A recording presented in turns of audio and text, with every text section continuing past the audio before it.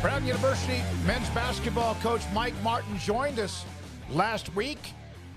He was nudged our way by John Gallagher, former Hartford coach, and Mike Martin joins us as now the Final Four is set. Mike, did you ever think you would see a Final Four with a 4 seed, 2 5 seeds, and a 9 seed? David, thanks for having me on. Isn't it wacky? I mean, I don't. If anyone had this, then I want to go spend some time with that person. If anyone predicted this Final Four, it's crazy. So for a team like Florida Atlantic in particular, is this the transfer portal? Like, how did they get this good so quickly? Well, I think it's a combination of a couple. They have been aided by the transfer portal. Jalen Gaffney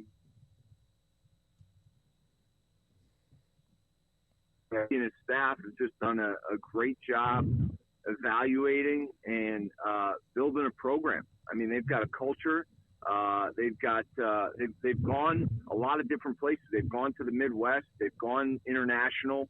They've gone to the transfer portal, and you see a team out there that plays like they know who they are. They know what their strengths are, and I don't think this is a fluke. I think they're really good. Mike, what did that K-State game show you in terms of the Owls? Just kind of what did you take away from how that unfolded? And obviously, on the one side, the jubilation of FAU, but on the other side, a magical year for Jerome Tang in year number 1 coming to a close. Just your thoughts on the Wildcats' exit and how the Owls made that happen. Well, I'll tell you, I fell in love with Marquise Noel and all the guys at Kansas State. You know, I didn't really get a chance to see him that much during the regular season, maybe a couple minutes here and there. I saw the end of their big win over Kansas on, I think that was a TV game during the year. But, you know, Jerome and his staff deserve so much credit, and it was heartbreaking to see those guys.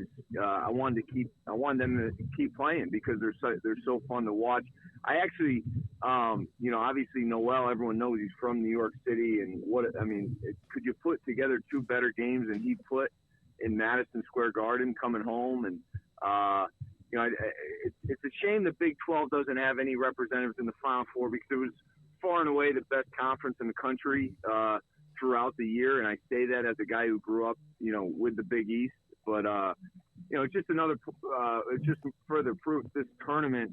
You know, anyone who tries to judge how good or how strong a conference is based on NCAA tournament performance, I think it's crazy because it's such a crapshoot. The Big 12 was so clearly the best conference, and it's too bad they don't have anyone in this tournament this weekend. Miami was in trouble. Texas would not miss shots, and, of course, they were dominating the game. Miami was shooting like 64% at halftime, but UT was hitting threes and dictating the game. What did they do, in your opinion, that changed everything? Really simple, guys. Jim Larinaga, I think, you know, obviously one of the better coaches out there. And I said this on a Providence radio spot last week because he's a former Providence College player. So they naturally wanted to talk, you know, the Hurricanes and Coach L. His simplicity. I mean, they ran that little horns, ball screen, rescreen play for Wong time after time after time in the second half, and you know, it gave Texas all kinds of issues. And you know, Wong is so good; he's such a tough shot maker, and you know, their guards, they have so many dynamic guards, and Coach Larinaga just puts them in great positions by really giving them space and giving them freedom and confidence to go be who they are. With Miami, they've done really well through the portal, but what is it about the style that they play that allows them to just they don't get burned out and they play fast? What is it about the style they play and the way that he set them up that doesn't allow them to really have those slumps? Well, they do have, I mean, they have 5 guards that are all really good. You talk about Pack and Wong, who are the headliners, but then Poplar and Bensley Joseph, who's a Massachusetts kid. You know, we're very familiar with him coming off the bench. And then also Harlan Beverly. They've got so many different guards, so many different playmakers. They can almost take turns. And Coach Larinaga is so good at, again, putting them in position to they know, all right, now it's my time to carry the load. And then I do think Miller and Omier inside, while they're not very big, they rebound, they defend, and I just think they got a really good. Again, another team that really knows who they are and clearly loves playing together, guys. Reports are out there that Rodney Terry is going to be the next head coach officially at the University of Texas. Obviously took over a tough situation, and then the season ends a little bit earlier than they wanted. But that any surprise to you? And just what do you think about the decision to go ahead and move forward after the job he did this year? No surprise. Job well done by the folks at UT, and obviously incredible job by Coach Terry and his staff being put in the position they were in. And too bad, again, that they're not able to play this weekend in Houston. Obviously, it looked like they were going to be in a great spot midway through that second half. But, yeah, just so much credit deserved for those guys. And I'm glad that they didn't waste any time in making that official announcement. Well, I shouldn't say an announcement, but the reports are from pretty reputable sources that it's done. Yeah, a 5-year deal, $3 million or so a year. He earned it. He didn't deserve it. I always use that word. He earned it. He deserved it too. All right, so UConn is hammering people. I mean, they're making it look easy. They have been here before, a little bit of a longer stretch. They look like they are, without question, head and shoulders over everybody this weekend, although all these other guys have found a way to survive. Your thoughts about UConn?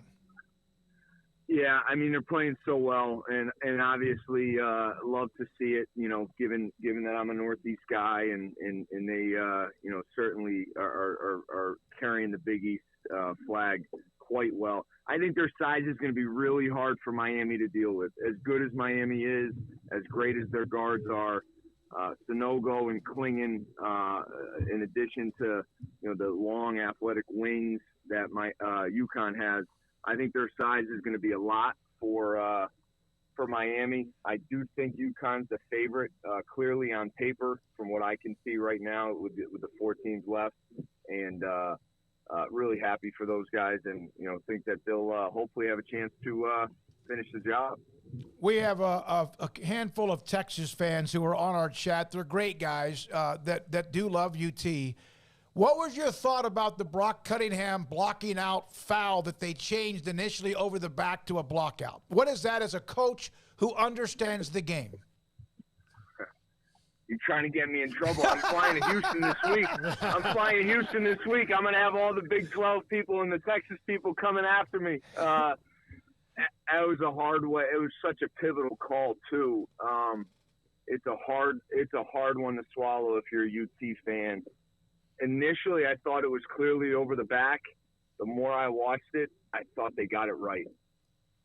No, that's fine. I mean, that's why we have you on, with your knowledge of what you do and what you see. You understand the game.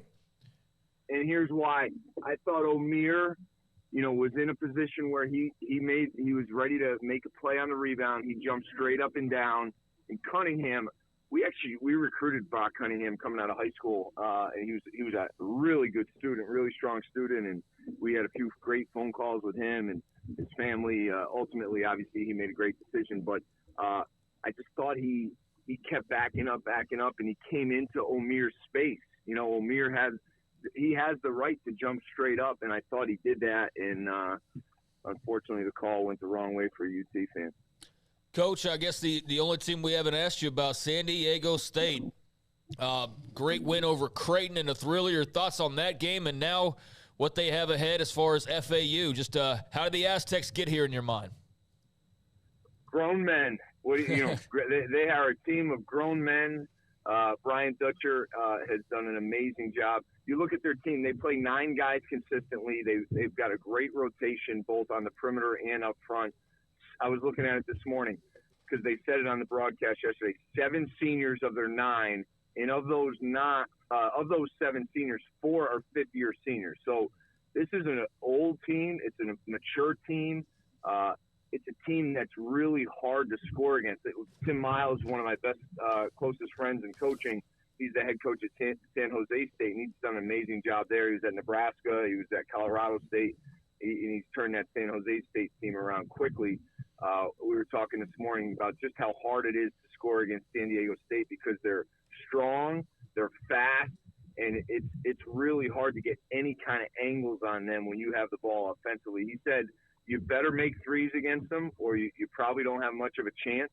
And if they start making threes, then you're probably just in for a long night. So really fun to watch San Diego State, and we played them actually in 2018, 2019. 3 of those fifth-year seniors that are on this team now were freshmen on that team back then when we went out there, and Brian and his staff deserve so much credit for the job they've done.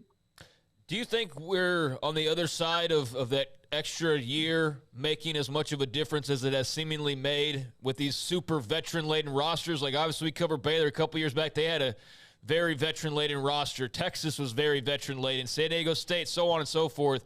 Is that COVID year having more of an effect on that, or is this just kind of the direction because of the transfer portal and things like that college basketball is going? Well, it's gonna come to an end in a couple of years, right?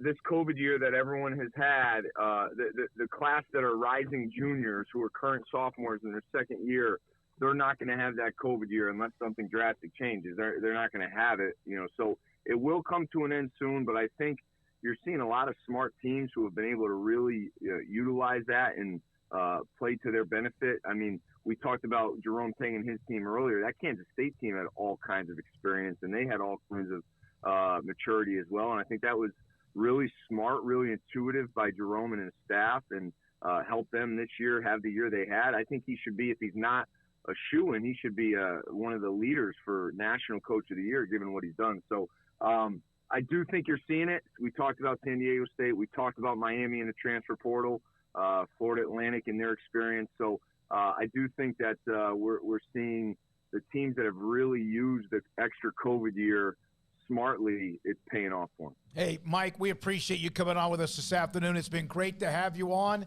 Hope that next year when we get you on, it's because you're in the tournament, and that will make it even more special coming out of the Ivy League. Thanks for your time. Enjoy Houston. I will not share your identification with anybody that's a Texas fan.